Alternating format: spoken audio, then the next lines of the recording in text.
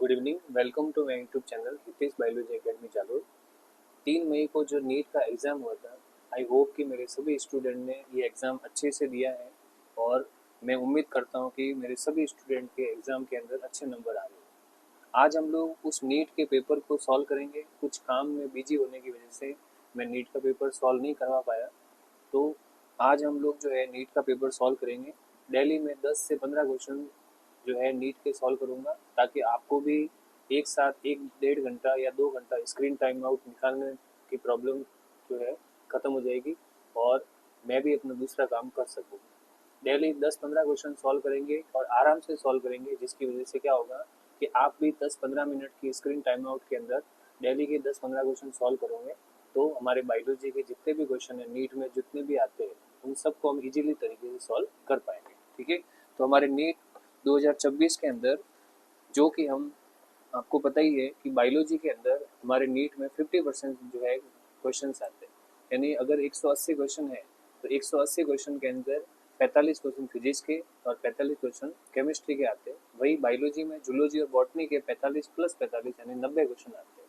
उन 90 क्वेश्चन की अगर बात करें तो इन 90 क्वेश्चन के अंदर हम बॉटनी जूलॉजी के सारे क्वेश्चन मिक्स टाइप से आते हैं, जिसके अंदर हम आज 90 के 90 क्वेश्चन सॉल्व करने के बजाय सिर्फ 10 क्वेश्चन सॉल्व करेंगे। डेली हम 10 से 15 क्वेश्चन सॉल्व करेंगे, ताकि कम टाइम में हम किसी क्वेश्चन को अच्छे तरीके से आंसर दे सके और समझा सकते हैं। एक साथ सारे क्वेश्चन सॉल्व करेंगे तो हम प्रॉपरली जो है इतना टाइम नहीं दे पाएंगे, तो हम 1 बाय 1 क्वेश्चन को सॉल्व करते हैं। देखो, हमारा पहला जो क्वेश्चन है वो ये है कि match list first with list second. आप लिस्ट फर्स्ट को देखो और लिस्ट सेकेंड को देखो और इसके अकॉर्डिंग हमें आंसर बताना है। सबसे पहले लिखा हुआ है लिस्ट फर्स्ट, जिसके अंदर सेल बायोलॉजी की फेज दी हुई है, जैसे G1 phase, S phase, G2 phase और एम फेज। वही लिस्ट सेकंड के अंदर हमारे इसके अंदर कैरेक्टर दिए हुए कि कौन कौन से कैरेक्टर आते हैं। अगर हम लिस्ट फर्स्ट की बात करें तो लिस्ट फर्स्ट के अंदर सबसे पहले नाम दिया हुआ है G1 फेज। G1 फेज क्या होता है? G1 फेज एक ऐसा फेज होता है जिसके अंदर हम कहते हैं कि कोई भी सेल जो है वो डिवाइड नहीं होती, वो सिर्फ डिवीजन के लिए तैयार करती है अपने आप को। यानी अगर हम कह सकते हैं कि किसी भी सेल का जो डिवीजन हो रहा है वो सेल डिवाइड होगी या नहीं होगी, उस सेल का डिसीजन G1 फेज में होता है। साथ ही साथ उस फेज में वो मेटाबॉलिकली एक्टिव होती है। तो हम कह सकते हैं कि G1 के सामने आंसर लिखा हुआ है कि एक्चुअल सेल डिवीजन अकर, वास्तव में सेल डिवीजन पाया जाता है, तो ये तो बिल्कुल गलत है। G1 में कभी सेल डिवीजन नहीं होता। ठीक है, सेकेंड ऑप्शन लिखा हुआ है कि cell is metabolically active and continuously grow but does not replicate its DNA. बिल्कुल सही बात है, ये वो फेज है जिसके अंदर सेल अपने आप को जो है मेटाबॉलिकली एक्टिव करती है और लेकिन इसके अंदर डीएनए रेप्लिकेट नहीं होता। G1 जो है वो किससे कनेक्टेड है? सेकंड नंबर ऑप्शन से, यानी ए का 2 है। फिर दूसरा है एस फेज। एस फेज की अगर बात करें तो एस फेज के अंदर भी अभी बताया था कि सेल डिवीजन नहीं होता। G1, एस और G2 इनमें सेल डिवीजन कभी नहीं होता। तो पहला ऑप्शन तो वैसे भी गलत है क्योंकि लिखा है कि एक्चुअल एक्चुअल सेल डिवीजन। दूसरा ऑप्शन आ चुका है। तीसरा ऑप्शन है synthesis of DNA occur and amount of DNA पर सेल डबल। ऑब्वियसली बात है कि एस फेज के अंदर डीएनए क्या हो जाता है? डबल होता है। सेल डिवीजन की एस फेज, जिसको सिंथेटिक फेज कहते हैं, नाम से पता चल रहा है इसमें डीएनए का सिंथेसिस होता है and we can say that DNA double हो जाता है, डीएनए 2C से 4C हो जाता है। जैसे मान लो G1 फेज के अंदर, अगर हम G1 फेज की बात करें, G1 फेज के अंदर क्रोमोजोम जो है वो इस टाइप से है। इस क्रोमोजोम्स के अंदर डीएनए कितने हैं? 2 है। ठीक है, पहला डीएनए तो इस पहले वाले क्रोमोजोम में और दूसरा डीएनए दूसरे वाले क्रोमोजोम में। तो हमने कहा कि G1 में टोटल क्रोमोजोम कितने हैं? 2C, मतलब 2 कॉन्टेंट डीएनए। ठीक है, जैसे G1 से एस फेज आएगी, G1 से जैसे ही एस फेज आएगी तो क्रोमोजोम जो है वो तो संख्या में कांस्टेंट रहेंगे, यानी क्रोमोजोम की संख्या में कोई बदलाव नहीं आएगा, लेकिन इसके अंदर का जो डीएनए है वो संख्या में बढ़ जाएगा। अब आपको जो डायग्राम दिख रहा है उसमें डीएनए कितने हो गए? देखो, 1 डीएनए, 2 डीएनए, 3 डीएनए और 4 डीएनए, टोटल कितने डीएनए हो गए? 4। तो ये वो फेज है जिसके अंदर डीएनए जो है वो डबल हो जाते हैं, लेकिन क्रोमोजोम जो है वो डबल नहीं होते। इसका मतलब एस फेज में डीएनए का क्या होता है? सिंथेसिस होता है। तो एस फेज के अकॉर्डिंग आंसर कौन सा राइट है? Third answer. ठीक है, उसके बाद में नेक्स्ट है G2 फेज। G2 फेज वो फेज होती है जिसमें प्रोटीन्स बनते हैं। तो प्रोटीन वाला ऑप्शन तो फोर्थ ही है कि protein are synthesize while cell growth continue. Cell continue grow करती है और प्रोटीन सिंथेसाइज। लास्ट आती है एम फेज। एम फेज जिसको हम माइटोसिस या मियोसिस फेज कहते हैं, उसके अंदर ही एक्चुअल में सेल डिवीजन होता है। तो हमने कहा कि इसका आंसर कौन सा राइट है, पहला। तो इस हिसाब से ए का सेकंड है, फिर उसके बाद में बी का थर्ड है, और उसके बाद में सी का जो है फोर्थ है। तो इस हिसाब से अपना आंसर कौन सा राइट है, पहला। तो ये जो क्वेश्चन है इसमें पहला जो है ऑप्शन एकदम राइट है। क्वेश्चन नंबर सेकंड की बात करें, सेकंड क्वेश्चन भी नीट में ऐसा ही है, match list first with list second. इसमें लिखा हुआ इनकम्प्लीट डोमिनेंस। फर्स्ट ऑप्शन जो फर्स्ट आपको जो स्टेटमेंट दिख रहा है वो है incomplete dominance. You know very well incomplete dominance क्या होता है।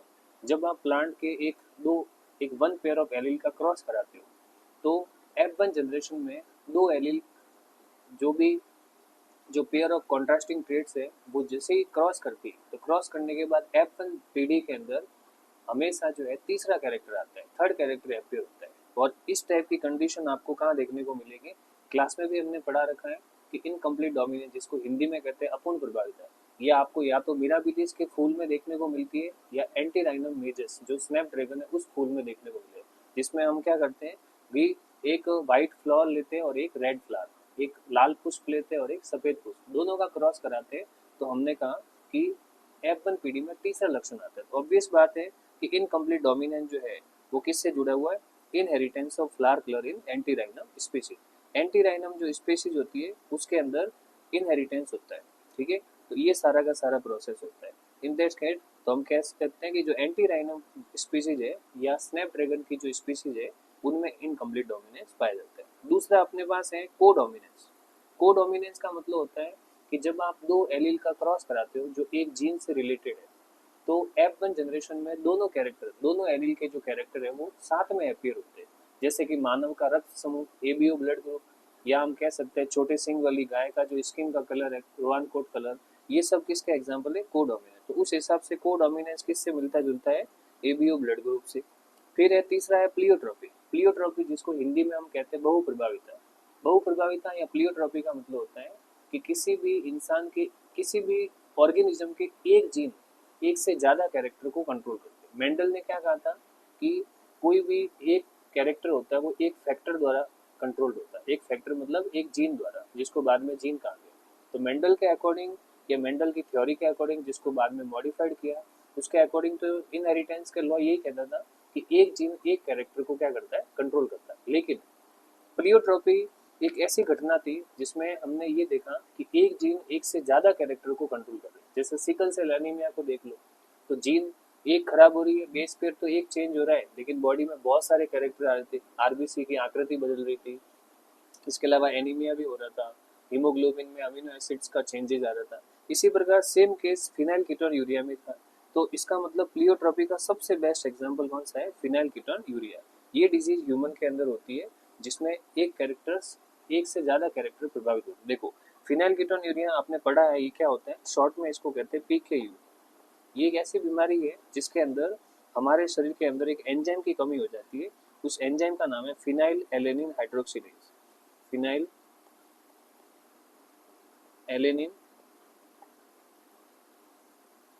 हाइड्रोक्सिलेज, ठीक है।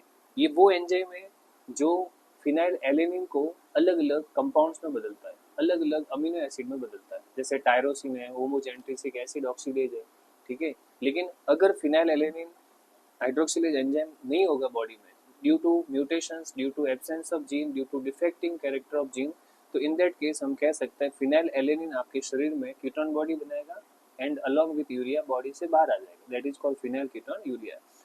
It cause many symptoms in body like that if phenyl alanine, अगर ये फिनाइल एलेनिन आपके शरीर में किडनी में जमा हो गया तो पायरुवेट बना देता है, कीटोन बॉडी बना देता है, किडनी में इन्फेक्शन।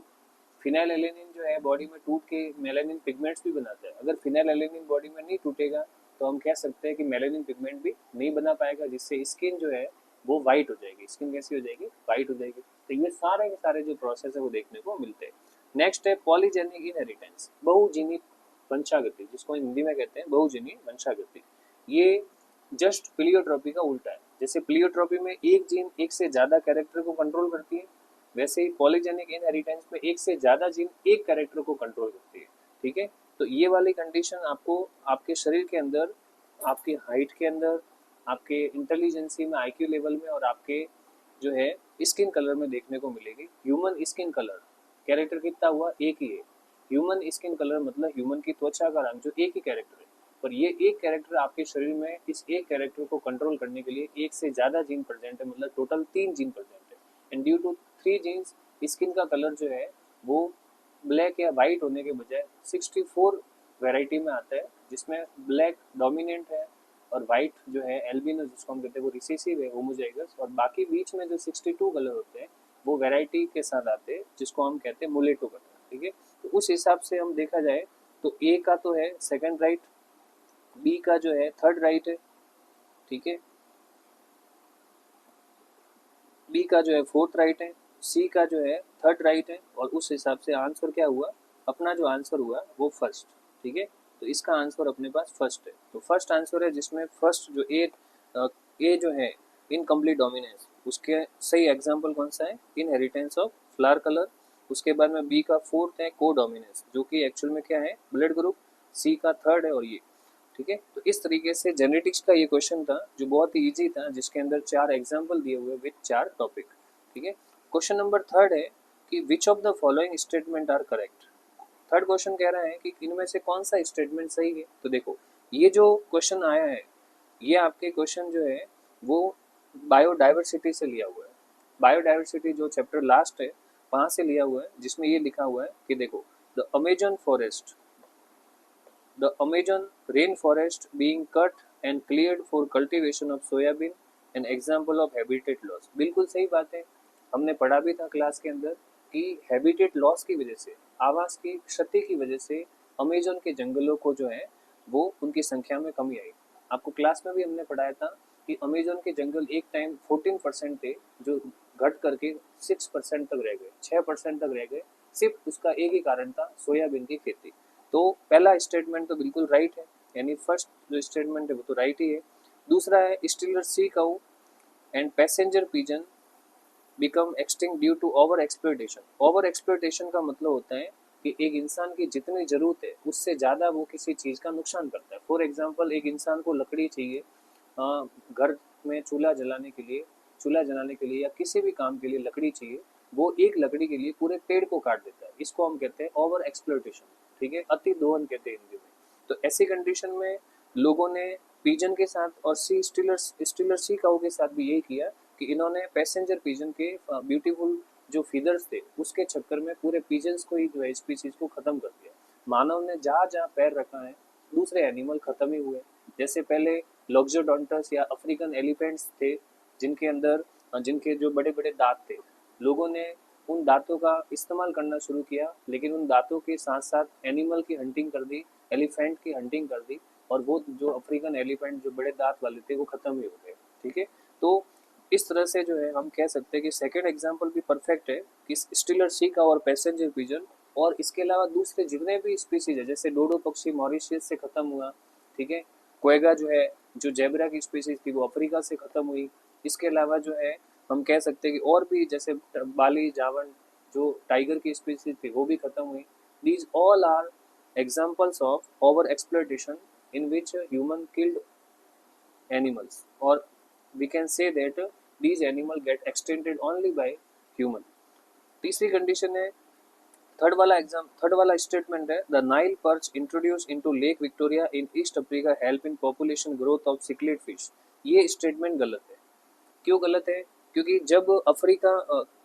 जब लेक विक्टोरिया के अंदर, ईस्ट अफ्रीका के लेक विक्टोरिया में जब नाइल पर्च नाम की मछली को डालते या इंट्रोड्यूस कराते, तो वहाँ की जो लोकल स्पीसीज है, वहाँ की जो लोकल सिक्लिड मछलियाँ है, उनकी प्रजाति बढ़ती नहीं है, उनकी पॉपुलेशन बढ़ेगी नहीं, उनकी पॉपुलेशन घटेगी। जबकि ये कह रहा है कि ये हेल्प कर रहा है पॉपुलेशन बढ़ाने में, तो थर्ड स्टेटमेंट तो बिल्कुल ही गलत है।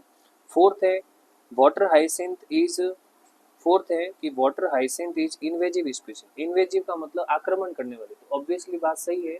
वाटर हाइसिंथ, या जिसको हम लोग जो है आइकॉर्निक रेक्सिपिस भी कहते हैं, भारत में इसे ब्यूटीफुल फूल को लेकर के ब्यूटीफुल फ्लावर की स्थिति में लाया गया था, लेकिन बाद में ये इन्वेजिव स्पीसीज बन गई और उसकी वजह से कई जातियों की डेथ हो गई। पांचवा है when a species become extinct the plants and animal species associated with it are not affected. ये स्टेटमेंट भी गलत है कि अगर कि एक स्पीसीज खत्म कर देते हो तो उस स्पीसीज के आसपास की स्पीसीज जो है वो खत्म नहीं होती। ये स्टेटमेंट गलत है। हमने बरगद का एग्जाम्पल क्लास में बताया था। एक बरगद के पेड़ पे बहुत सारे पक्षी बैठे, अगर हम बरगद के पेड़ को काटेंगे तो पक्षी क्या हो जाएंगे, उस वहां से विलुप्त हो जाएंगे, ऑब्वियस बात है, यानी वहां से चले जाएंगे। तो यही कह रहा है कि अगर एक स्पीसीज बड़ी स्पीसीज को खत्म करे तो उस पर डिपेंडेंट जितने भी स्पीसीज है वो भी वहां से विलुप्त हो सकती है या वहां से जा सकती है परमानेंटली, ठीक है, जबकि ये कह रहा है कि नहीं जा सकती। तो इसमें से जो है ऑप्शन ए, बी और डी ये राइट है। इस हिसाब से देखा जाए तो आपका ऑप्शन नंबर सेकंड राइट है, ए, बी और डी, ठीक है। तो ऑप्शन नंबर सेकंड आपका ज्यादा राइट है।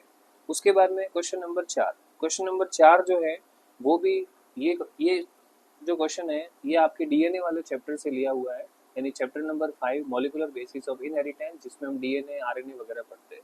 ये जो डीएनए के अंदर ट्रांसक्रिप्शन यूनिट हमने पढ़ी है, जिसके अंदर के डीएनए से आरएनए कैसे बनता है, कैसे उसमें promoter structural operator gene support करती है ड्यूरिंग फॉर्मेशन ऑफ आरएनए और ट्रांसक्रिप्शन, तो वहां से ये लिया हुआ है। तो देखो इसमें लिखा हुआ है कि which of the following statement are correct with reference to transcription unit.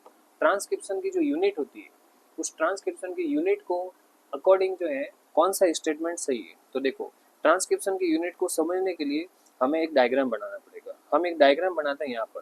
देखो ट्रांसक्रिप्शन के लिए डीएनए बनाना पड़ेगा। ये हमारे पास एक डीएनए है, आपको पता ही है कि डीएनए में ये तो होता है 5' to 3' और ये होता है 3' to 5', ठीक है। अब इसके अंदर यहाँ पर एक जीन होती है जिसको कहते हैं प्रोमोटर जीन, पीजी। उसके बाद लास्ट में एक जीन होती है जिसको हम कहते हैं टर्मिनेटर जीन, इसको कहते हैं टीजी, और बीच में होते हैं एसजी मतलब स्ट्रक्चरल जीन। अब उस हिसाब से पहला स्टेटमेंट क्या कह रहा है, देखो a transcription unit in DNA is defined primarily by 3 regions, promoter, structural gene and terminator. पहला स्टेटमेंट तो सही है, जैसा कि हमने डायग्राम बताया है कि एक ट्रांसक्रिप्शन यूनिट 3 जीन से बनता है, तो फर्स्ट स्टेटमेंट तो राइट है। दूसरा है the promoter is said to be located toward 5 end, बिल्कुल सही है। देखो प्रोमोटर जो है वो कहाँ पर है, 5 एंड की साइड है, तो दूसरा स्टेटमेंट भी आपको सही दिख रहा है। थर्ड नंबर पे है कि promoter is the DNA sequence that provide binding site for RNA polymerase. Obviously it's a right statement, क्योंकि प्रोमोटर पे ही, प्रोमोटर का मतलब ही क्या है, प्रोमोटर का मतलब ही है कि किसी चीज को प्रमोट करना, promoter that is promoter gene, ठीक है। तो प्रमोटर का मतलब प्रमोट करना, ये वही भाग है डीएनए का जो डीएनए को आरएनए में बदलने के लिए प्रमोट करेगा। तो जब प्रमोट करेगा तो किसके थ्रू करेगा, एंजाइम के थ्रू, तो एंजाइम तो इधर ही आके जुड़ेंगे। तो third statement is also right, ठीक है। फोर्थ स्टेटमेंट है कि the promoter define the template and coding strand. तो बिल्कुल ये जो प्रमोटर है इसमें 2 स्ट्रैंड है, ऊपर वाली जो स्ट्रैंड दिख रही है प्रमोटर की वो है कोडिंग, और नीचे वाली जो स्ट्रैंड दिख रही है वो कौन सी है, टेम्पलेट। तो प्रमोटर में दोनों टाइप की स्ट्रैंड देखने को मिलती है। जो 5' या अप स्ट्रीम वाली है वो तो है कोडिंग, और जो 3' है या डाउन स्ट्रीम वाली है उसको क्या कहते हैं, टेम्पलेट। तो fourth statement is also right. पांचवा है the terminator is located toward 3' end of coding strand. देखो ऊपर वाली स्ट्रैंड का नाम क्या है, कोडिंग स्ट्रैंड, और उस कोडिंग स्ट्रैंड का जो 3' भाग है वहीं पर क्या पाई जाती है, टर्मिनेटर जीन पाई जाती है। इसका मतलब ये परफेक्ट है कि टर्मिनेटर जो है वो कोडिंग स्ट्रैंड के 3' एंड पे पाया जाता है, और वहां पर इसमें यह भी लिखा है कि it define the end of process of transcription, इसकी वजह से ट्रांसक्रिप्शन खत्म हो जाता है या पूरा हो जाता है। तो बिल्कुल ये एकदम परफेक्ट लाइन है कि टर्मिनेटर जो है वो, टर्मिनेटर रीजन जो है वो ट्रांसक्रिप्शन को खत्म कर देता है, ठीक है। तो ये भी लाइन एकदम परफेक्ट है। इस हिसाब से हम कह सकते हैं कि ये जो क्वेश्चन है इसमें तो पांचों स्टेटमेंट क्या है, राइट है। तो अपना ऑप्शन कौन सा सेकंड, अपना ऑप्शन कौन सा राइट हुआ, सेकंड वाला, जिसमें ए बी सी डी और ई पांचों स्टेटमेंट क्या है, राइट है। नेक्स्ट क्वेश्चन जो है वो आपके वापिस जेनेटिक्स से आया हुआ है, जिसके अंदर जेनेटिक्स में जो sex determination of honey bee है, जिसमें हमने पढ़ा था कि हनी बी जो है वो हैप्लॉइड होती है और डिप्लॉइड भी होती है। फीमेल हनी बी जहाँ डिप्लॉइड होती है और मेल हनी बी जो है हैप्लॉइड होती है, उसको लेकर के क्वेश्चन है। इस क्वेश्चन को करने से पहले हम हनी बी के बारे में जान लेते हैं। देखो हनी बी की 2 तरह की स्पीसीज होती है, हनी बी जो है उसकी 2 तरह की स्पीसीज होती है। इसको हम यहाँ नहीं बताते, इसको हम यहाँ बताते हैं, ठीक है। हनी बी की स्पीसीज कितनी होती है, 2 तरह की, देखो हम यहाँ बताते हैं। सेक्स डिटर्मिनेशन की अगर बात करें तो हनी बी के अंदर सेक्स डिटर्मिनेशन जो है वो होता है हैप्लोडिप्लॉइडी। हनी बी का जो सेक्स डिटर्मिनेशन है वो कौन सा होता है? हैप्लोडिप्लॉइडी। हैप्लोडिप्लॉइडी का मतलब होता है कि जो फीमेल हनी बी होती है, फीमेल जो हनी बी है वो होती है 2n। इसका मतलब ये है कि इनके अंदर क्रोमोजोम कितने होते हैं? 2n बराबर 32। ठीक है, 2n बराबर 32 क्रोमोजोम होते हैं। अब जो मेल हनी बी है वो होती है n, इसका मतलब हैप्लॉइड होती है। तो n बराबर क्रोमोजोम कितने हुए? n बराबर क्रोमोजोम हुए 16। अब सुनो, जो फीमेल हनी बी है ये मियोसिस करती है, यानी उसमें अर्धसूत्री विभाजन होता है जिससे कि दो टाइप के एग सेल बनते हैं। दो टाइप के एग सेल का मतलब एग सेल तो एक ही टाइप के, लेकिन इसके आगे दो रास्ते हैं। ठीक है, अब ये जो एग सेल बना है ये वापिस कैसे हो जाते हैं? एन हो जाते हैं, मतलब एन बराबर इसमें कितने क्रोमोजोम है? 16। इधर जो मेल हनी भी है ये माइटोसिस करता है, इसमें मियोसिस नहीं होता है, इसमें क्या होता है? माइटोसिस होता है। माइटोसिस होता है तो ये एन यानी 16 गुणसूत्र वाले 16 जो है क्रोमोजोम वाले स्पर्म बनाते हैं। तो ये तो है स्पर्म और ये है एग सेल। ठीक है, अब क्या होता है सुनो, फीमेल के अंदर आपको दिख रहा है कि दो तरह के एग है। तो अब अगर फीमेल का एग अगर बिना फर्टिलाइजेशन के, फीमेल का एग अगर बिना फर्टिलाइजेशन के डायरेक्ट डेवलप हो जाए तो ये मेल बनेगा। यानी बिना फर्टिलाइजेशन के फीमेल का एग्स जो है वो अगर डायरेक्टली डेवलप हो जाए, किसी ऑर्गेनिज्म को बनाए, ये ऑर्गेनिज्म हमेशा मेल बनेगा जिसमें n बराबर 16 क्रोमोजोम होंगे। और विदाउट फर्टिलाइजेशन वाला ये प्रोसेस जो है इसको हम कहते हैं पार्थेनोजेनेसिस। पार्थेनो हिंदी में कहते हैं अनिषेक जनन। क्या कहेंगे? अनिषेक जनन। अब दूसरी तरफ जो फीमेल का दूसरा एग बच गया है वो स्पर्म के साथ फ्यूज होगा, यानी मेल का स्पर्म और फीमेल का एग ये दोनों फ्यूज होंगे और उसके बाद में जाइगोट बनेगा। और जाइगोट बनने के बाद एक पूरी बॉडी बनेगी 2n, जिसमें कुल गुणसूत्र कितने होंगे? 32। ये आगे जाकर के या तो हनी बी फीमेल बनेगी जिसको हम कहते हैं क्वीन हनी बी, जिसको हम रानी मधुमक्खी कहते हैं, या बनेगी वर्कर्स। ये डिपेंड करता है पहले से जो वर्कर्स हैं उनके द्वारा रॉयल जेली नाम का सब्सटेंस बनता है वो किसको खिलाया जाता है। अगर रॉयल जेली सब्सटेंस एग को खिलाया तो वो एग डेवलप होगा हनी बी क्वीन के रूप में, और नहीं खिलाया तो वर्कर्स के रूप में डेवलप होगा। तो ये सारी कहानी। अब इस पूरे पैटर्न को अगर देखें, ठीक है, तो इस पूरे पैटर्न के हिसाब से अगर देखा जाए तो देखो क्या आंसर है। पहला स्टेटमेंट अपना दिया हुआ है कि an offspring form from union of sperm and egg develop as a female. ये कह रहा है कि हनी बी के अंदर एक ऑफस्प्रिंग यानी एक संतान जो कि शुक्राणु और अंडाणु स्पर्म और एग के मिलने से बनी वो फीमेल बनेगी। तो ऑब्वियस बात है यहाँ पर दिख रहा है कि अगर स्पर्म और एग दोनों के मिलने से अगर ऑफस्प्रिंग बनी है तो वो क्या बनेगी? वो हमेशा फीमेल बनेगी। ठीक है, तो पहला स्टेटमेंट तो आपको राइट ही दिख रहा है। दूसरा है कि an unfertilize egg develop as a male by parthenogenesis, कि अगर हनी बी के अंदर अनफर्टिलाइज एग मतलब जिसका फर्टिलाइजेशन नहीं हुआ वो अगर डेवलप होता है तो वो हमेशा मेल बनाएगा, जिसकी प्रोसेस को पार्थेनोजेनेसिस कहते हैं। तो दूसरा स्टेटमेंट भी राइट है, यानी second statement is also right. Third है कि a male has half number of chromosome than that of female. Male में क्रोमोसोम जो है वो फीमेल की तुलना में आधे होते हैं, ये भी परफेक्ट है। देखो ये मेल है, इसमें क्रोमोसोम कितने हैं? 16 है। यहाँ पर भी देख लो मेल है उसमें क्रोमोसोम 16 है, जबकि फीमेल में क्रोमोसोम कितने होते हैं? 32। तो थर्ड स्टेटमेंट जो है ये भी राइट है। ठीक है, सॉरी, थर्ड स्टेटमेंट भी राइट है। फोर्थ स्टेटमेंट है कि male produce sperm bye meiosis, कभी नहीं होगा। जब मेल हैप्लॉइड होता है तो वो स्पर्म को मियोसिस के द्वारा क्यों बनाएगा? अगर नर जो है अगुणित है तो उसके शुक्राणु भी माइटोसिस यानी समसूत्री विभाजन से बनेंगे। देखो यहाँ पर ये मेल है, ये ऑलरेडी एन है, तो ये अपना जो स्पर्म बना रहा है, शुक्राणु बना रहा है, वो किसके थ्रू बना रहा है? समसूत्री विभाजन या माइटोसिस के द्वारा। ये मियोसिस के द्वारा नहीं बना है, जबकि ये कह रहा है कि मेल स्पर्म बनाता है मियोसिस के द्वारा।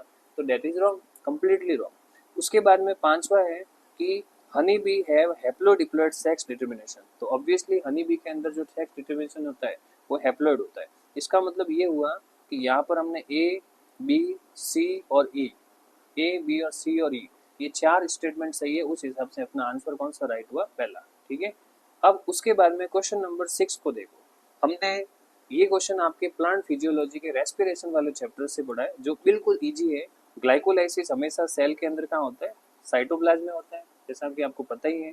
ईटीएस इलेक्ट्रॉन ट्रांसपोर्ट सिस्टम, ये माइटोकॉन्ड्रिया के अंदर होता है। जैसे हमने एक डायग्राम बनाया, ये माइटोकॉन्ड्रिया है, इस माइटोकॉन्ड्रिया के अंदर ये अंदर वाली मेम्ब्रेन है, ठीक है। ईटीएस हमेशा कहाँ पर होता है? ये जो अंदर वाली मेम्ब्रेन है, ये वाली, ये इनर मेम्ब्रेन यहाँ पर होता है। तो उस हिसाब से ईटीएस कहाँ होगा? इनर माइटोकॉन्ड्रियल मेम्ब्रेन पे। इसका ये स्टेटमेंट राइट है। तीसरा है एक्यूमुलेशन ऑफ प्रोटॉन। प्रोटॉन क्या होते हैं? जब ईटीएस चलता है, इलेक्ट्रॉन ट्रांसपोर्ट सिस्टम चलता है, तो उस समय वाटर के जो प्रोटॉन्स होते हैं वो प्रोटॉन मोटिव फोर्स द्वारा दोनों माइटोकॉन्ड्रिया की मेम्ब्रेन के बीच में आते हैं, ठीक है।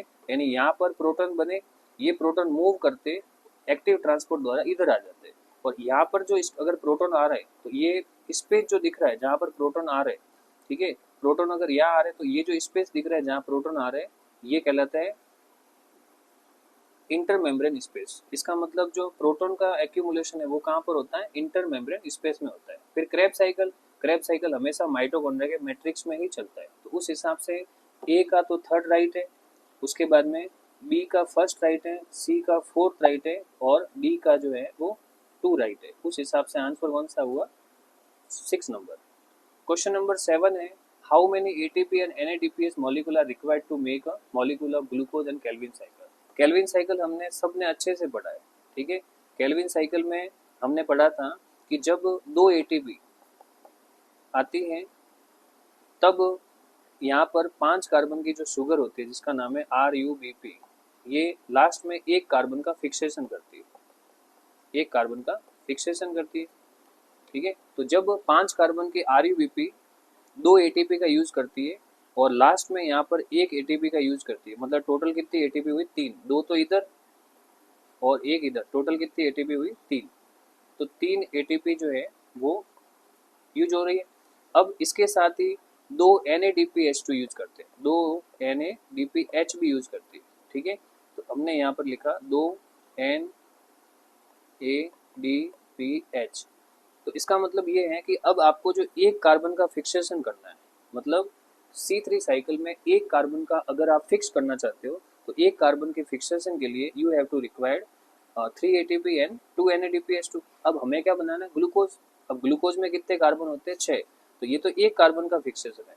जब ये कार्बन ग्लूकोज में बदलेगा तो इसका मतलब ये पूरा जो साइकिल है, ये पूरा जो साइकिल है ये 6 टाइम रिपीट होगा, यानी 6 बार रिपीट होगा। अब 6 बार रिपीट होगा तो एटीपी भी कितनी हो जाएगी? 6 तिया 18, और NADPH2 कितने हो जाएंगे? 6 दूनी 12। इसका मतलब आंसर राइट कौन सा है? फर्स्ट वाला, 18 एटीपी और 12 NADPH चाहिए तब जाके ग्लूकोज बनता है। क्वेश्चन नंबर 8 है बायोटेक्नोलॉजी का, पहला है जेनेटिकली मॉडिफाइड ऑर्गेनिज्म। ऐसा ऑर्गेनिज्म जो जेनेटिकली मॉडिफाइड है, ऑब्वियसली सामने दिख रहा है बीटी कॉटन। बीटी कॉटन एक जेनेटिकली मॉडिफाइड ऑर्गेनिज्म है, क्योंकि पहला जो है एग्रोबैक्टीरियम ट्यूमिफेशियंस, ये तो एक नेचुरल बैक्टीरिया है जो रूट में पाया जाता है। थर्मस एक्वेटिकस भी एक नेचुरल बैक्टीरिया है जो कि गर्म पानी में पाया जाता है, और ई कोलाई भी एक नेचुरल बैक्टीरिया है। तो जेनेटिकली मॉडिफाइड ऑर्गेनिज्म कौन है? BT cotton. उसके बाद में थर्मोस्टेबल DNA पॉलीमरेज। अब आपको पता है ये सारे एंजाइम 37 डिग्री पर काम करते हैं, पर एक एंजाइम हमने पढ़ा था बायोटेक्नोलॉजी में जो थर्मस एक्वेटिकस से प्राप्त हुआ था, जिसका नाम था टैक पॉलीमरेज। और ये एंजाइम हाई लेवल पे, हाई जो टेम्परेचर है उस पर भी काम कर सकता है। तो बी का थर्ड राइट है, क्योंकि Thermus aquaticus is only bacteria which can survive up to high temperature. It means its temperature also survive or withstand high temperature. It can say that it is a thermostable DNA polymerase enzyme or Taq polymerase enzyme. Third number पे TI plasmid. TI plasmid का मतलब होता है tumour inducing plasmid, cancer उत्पन्न करने वाला plasmid. और ये कैंसर उत्पन्न प्लांट में करता है, और ये प्लांट को बैक्टीरिया से मिलता है, और ये बैक्टीरिया कौन सा है? एग्रोबैक्टीरियम ट्यूमिफेसिस। तो इस बैक्टीरिया से TI प्लाज्मिड प्राप्त होता है। PBr 322 एक प्लाज्मिड की स्पीशीज है जो आपको कहाँ से देखने को मिलेगी? ई कोलाई के अंदर, ठीक है। जो आर्टिफिशियली प्लाज्मिड को, जो है आर्टिफिशियली प्लाज्मिड है, जिसके बारे में रॉड्रिगेज और बॉलीवर ने बताया था, ठीक है। तो इस हिसाब से अपना ऑप्शन कौन सा राइट है? फर्स्ट का तो है सेकंड, उसके बाद में बी का जो है थर्ड है, उसके बाद में सी का जो है फर्स्ट है। तो इस हिसाब से अपना आंसर जो है वो कौन सा राइट हुआ? ये वाला, ए वाला, ठीक है। तो ए वाला राइट है। उसके बाद क्वेश्चन नंबर 9 है कि in which of the following ovules are not enclosed by ovary wall and remain expose. ये कह रहा है कि इनमें से कौन सी जाति है जिसमें जो ओव्यूल है यानी बीजांड है वो अंडाशय द्वारा ढका हुआ नहीं रहता। तो देखो फ्यूनेरिया की अगर बात करें तो फ्यूनेरिया एक ब्रायोफाइट है और ब्रायोफाइट में तो ओव्यूल ट्रू ओव्यूल होता ही नहीं है। ब्रायोफाइटा में ओव्यूल होता ही नहीं, बीजांड होता ही नहीं। सीधी आर्किगोनिया होती है, स्त्री केशर स्त्री दानी होती है आर्किगोनिया, जिसमें सीधा एग सेल होता है। इसमें तो होगा नहीं। पाइनस पाइनस के अंदर ओव्यूल होता है और ओवरी नहीं होती। इसका मतलब इसका राइट आंसर पाइनस हो सकता है। थर्ड नंबर है सिलेजिनेला। सिलेजिनेला एक टेरिडोफाइट है, इसमें भी सेम केस है। एक आर्किगोनिया होती है, स्त्री दानी होती है, जिसके अंदर डायरेक्टली जो है क्या प्रेजेंट होता है एग सेल, ओव्यूल होता ही नहीं है। तो इसका मतलब फर्स्ट और थर्ड में तो ओव्यूल ही नहीं है, ठीक है। सेकंड के अंदर ओव्यूल है और ओवरी वॉल नहीं है, जो कि राइट आंसर है। फोर्थ है वॉल्फिया। वॉल्फिया एक सबसे छोटा एंजियोस्पर्म है, जिसके बाजरे के दाने से भी छोटे होते हैं और इसके जैसे ही दिखते हैं। इसमें ओवरी भी है और ओव्यूल भी है क्योंकि एंजियोस्पर्म है। इसका मतलब राइट आंसर जो है अपना कौन सा हुआ, सेकंड। लास्ट एंड फाइनल जो क्वेश्चन है कि the enzyme required for carboxylation of kelvin cycle. Calvin cycle हमने अभी जस्ट पढ़ा है, ये अपने पास है केल्विन साइकिल। इस केल्विन साइकिल में यहाँ पर ये जो आपको शुगर दिख रही है RUBP, ये है 5 कार्बन की शुगर। इस 5 कार्बन की शुगर में बाहर से क्या आती है, बाहर से आता है CO2। अब ये कह रहे हैं कि CO2 जो बाहर से आ रहा है तो इसको ऐड कराना है। जब CO2 बाहर से आएगा तो ये RUBP के साथ ऐड होगा, इसी को हमने नाम दिया कार्बोक्सिलेशन। कार्बोक्सिलेशन। अब सवाल ये है कि जो CO2 बाहर से आ रही है जिसका कार्बोक्सिलेशन हो रहा है, इसको कार्बोक्सिलेशन को कंडक्ट कौन सा एंजाइम करता है। तो हमने पढ़ा भी था कि रूबिस्को नाम का एंजाइम है या RUBP कार्बोक्सिलेज ऑक्सीजनेज नाम का एंजाइम है जो ये सारा काम कंप्लीट कराता है। तो इस हिसाब से इसका थर्ड आंसर जो है वो राइट है, ठीक है, जो कि थर्ड आंसर इसका राइट है, जो कि बाहर से CO2 को लेकर के आता है और उसके बाद में उसका ऑक्सीडेशन कराता है। तो आज हमने नीट के 10 क्वेश्चन किए। मैंने पहले ही कहा था कि नीट के 10 क्वेश्चन करने में भी मुझे आधा घंटा लगेगा। क्यों? क्योंकि मैं नीट के पेपर के सारे क्वेश्चन टाइप करता हूँ, तो एक तो टाइप करने में ज़्यादा टाइम लगता है। एक क्वेश्चन को टाइप करने में 10-15 मिनट लग सकती है। 10-15 मिनट नहीं तो कम से कम 5 से 7 मिनट तो लगती है। इस तरह से 10 क्वेश्चन को मैं आराम से 2 घंटे में टाइप कर सकता हूँ या 1.5 घंटे में। मेरी सारी एडिटिंग मैं खुद करता हूँ, मेरे सारे वीडियो या स्लाइड वगैरह मैं खुद बनाता हूँ, तो ऑब्वियसली टाइम लगता है। तो एक तो इस वजह से मैं सारे क्वेश्चन जो है 90 के 90 क्वेश्चन एक दिन में नहीं करवा सकता। दूसरा, अगर हम क्वेश्चन को ध्यान से ढंग से समझ के पढ़े तो हमें एक क्वेश्चन को समझाने में 5 से 7 मिनट लग सकते हैं। इस हिसाब से मैं पर डे 10-15 क्वेश्चन का एवरेज लेके चलूँगा और नीट का जो पेपर है वो आपके सॉल्व कराएगा। नीट का पेपर तो हालांकि यूट्यूब पे आप देखोगे तो कई लोगों ने सॉल्व करा दिए होंगे, उसकी कोई चिंता नहीं है। लेकिन हम नीट के क्वेश्चंस को सॉल्व तो कई वीडियो मिल जाएंगे जिसमें नीट का क्वेश्चन सॉल्व हो गया होगा, लेकिन हम नीट के क्वेश्चन को ध्यान से इस तरह से समझेंगे जैसा हमने क्लास में पढ़ाया है, ठीक है। तो आई होप कि आपको ये 10 क्वेश्चन जो है मेरे लेक्चर्स से पसंद आए और आपने जो है हो सकता है कि पहले सॉल्व किए होंगे, आपको कहीं ना कोई डाउट होगा, तो ये डाउट भी आपके क्लियर हो गया। कल मैं फिर से 10 क्वेश्चन टाइप करके आपके सामने रिप्रेजेंट करूंगा। तब तक के लिए धन्यवाद।